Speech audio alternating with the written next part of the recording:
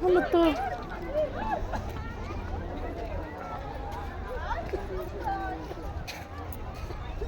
Elephant!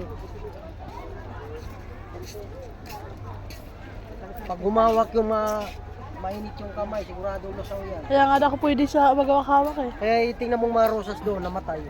May umahawak siguro na ano.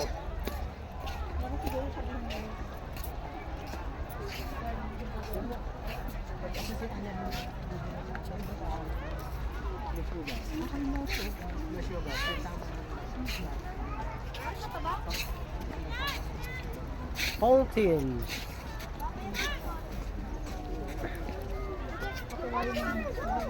Parang tipid na tipid yung kasama natin. No? Magjuwoy.